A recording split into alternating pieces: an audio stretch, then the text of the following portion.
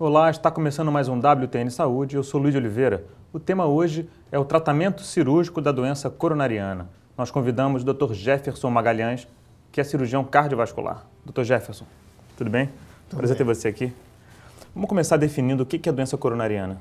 Bom, a doença é basicamente a doença que acomete os vasos que nutrem o miocárdio, o músculo do coração. Certo. É uma doença que acomete a parede dessas artérias e levando o chamado infarto do miocárdio, ou seja, uma obstrução dessas artérias leva a uma necrose do fluxo músculo. de sangue que leva oxigênio e nutrientes para esse músculo. E aí o músculo, que é o músculo cardíaco, que não pode parar. É um músculo nobre, né? A bomba que não para nunca. Exatamente, levando o chamado infarto do miocárdio, que eventualmente leva à morte.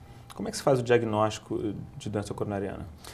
O diagnóstico inicialmente é clínico, é a investigação clínica, aquelas pessoas que se referem a uma dor, muitas vezes no peito, que irradia para o braço esquerdo, mas pode também evoluir de uma forma chamada atípica, com irradiação para outros locais, como o pescoço, mandíbula, as costas, ombro, epigástrico, né? Pode enfim. até simular uma dor de estômago, né? Estômago.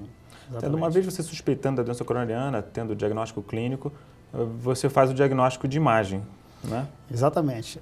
O primeiro exame que se faz normalmente é o eletrocardiograma, é o mais simples, o mais fácil de se fazer. Entendi. Enfim, parte então a investigação através, primeiramente, do eletrocardiograma. Existem dosagens enzimáticas quando o paciente está hospitalizado. Entendi. Substâncias que surgem no sangue quando tem um sofrimento do músculo, sofrimento do né? músculo cardíaco, são enzimas específicas do miocárdio. Certo. E a partir daí, você pode fazer a investigação por imagem, como, por exemplo, o cateterismo cardíaco, que nada mais é que você injetar uma substância radiopaca, o contraste dentro das artérias, que vai então identificar. Desenhando as artérias e identificando a lesão anatômica, o local, né?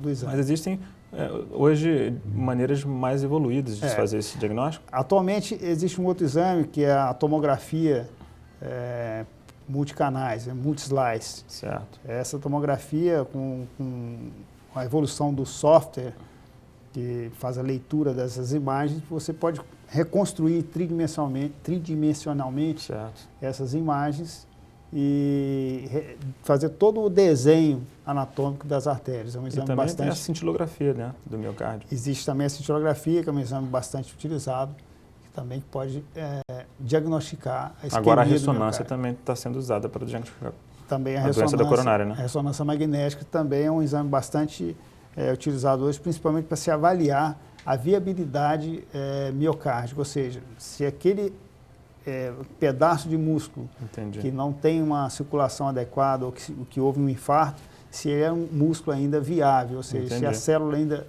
pode ser recuperada. Conclusão, baseado em todos esses exames, né, nessa propedêutica, você define se o tratamento vai ser ou não cirúrgico, né?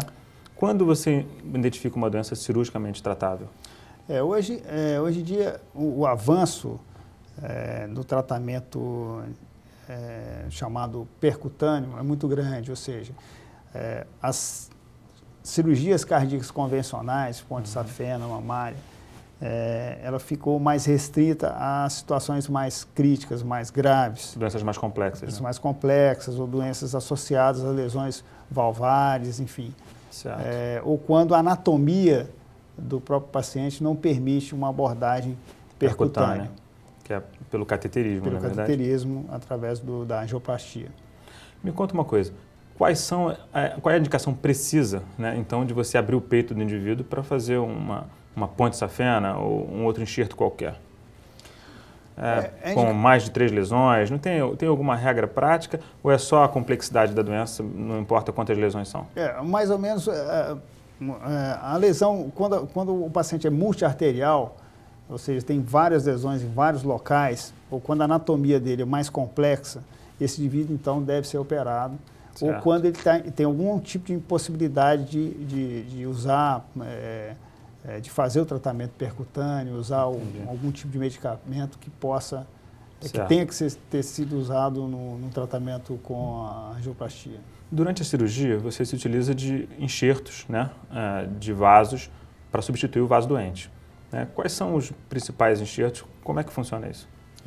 A cirurgia de revascularização do miocárdio, ela foi preconizada com o uso da veia safena, que é uma veia da perna, Certo. e se tirava um segmento dessa veia para fazer a conexão, o bypass, chamado bypass, né, da aorta até o ponto à frente da lesão da coronária. Certo. Bypassa o ponto. O ponto isquemiado, né? Com o passar dos anos, se desenvolveu então a cirurgia com a utilização de outros enxertos, e principalmente a mamária, que é uma artéria diferente da veia safena, que passa dentro do próprio tórax, né? Por dentro do tórax do paciente, e se descobriu que esse enxerto era o melhor enxerto para o tratamento da doença coronariana, porque ela, diferente dos outros enxertos, ela não desenvolve facilmente a doença aterosclerótica. Entendi. A parede dela... Ela é imune, então, à aterosclerose.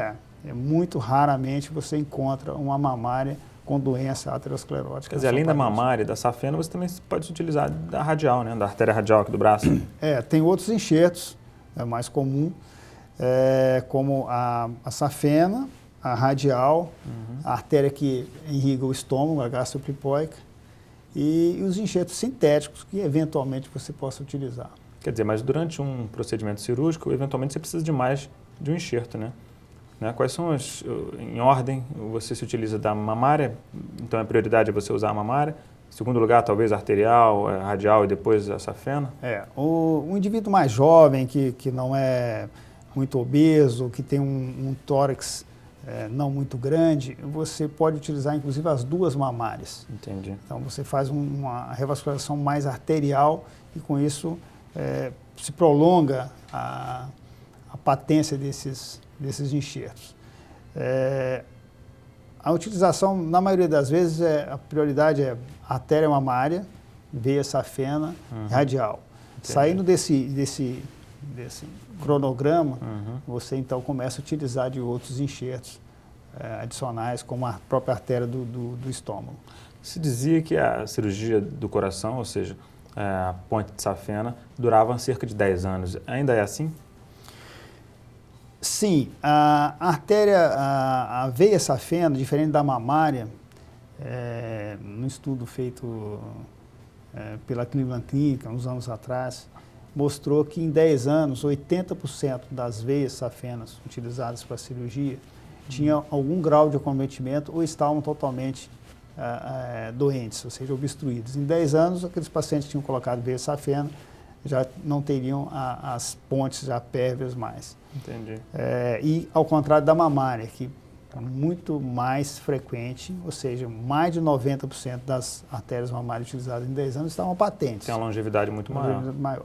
Então você... Depois disso, começou-se a fazer um estudo utilizando uma técnica diferente de a retirada da safena.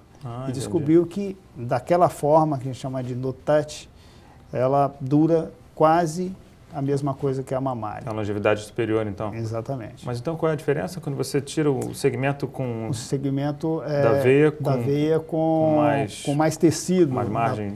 Mais tecido, mais gordura, mais tecido gordura que nutre a própria parede da veia. Melhora a qualidade do enxerto. Melhora a qualidade do enxerto. Certo, mas então me fala agora, você como cirurgião cardíaco, o que você aconselha ao paciente a se conduzir? Porque quando você não trata precocemente a doença coronariana, você deve ter provavelmente mais dificuldade de resultado, né?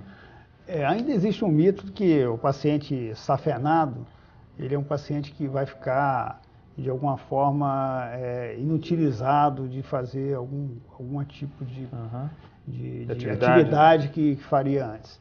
Isso não é verdade. A cirurgia ela não tira o indivíduo das suas atividades habituais. Pelo contrário, ela devolve uma qualidade de vida melhor. Então, certo, mas todo mundo tem medo do risco. Abrir o peito ainda é um estigma. A taxa de êxito da cirurgia é boa?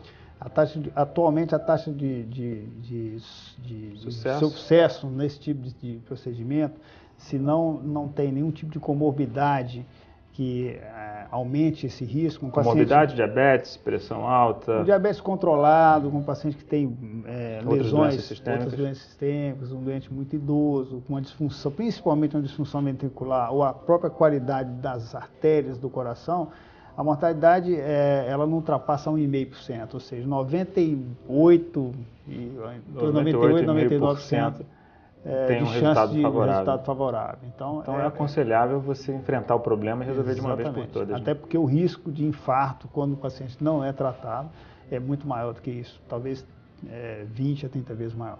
O recado está dado. Foi um prazer ter você aqui. Obrigado. Espero que tenha esclarecido muita gente sobre encorajado muitas pessoas a procurar logo assistência. O WTN Saúde vai ficando por aqui.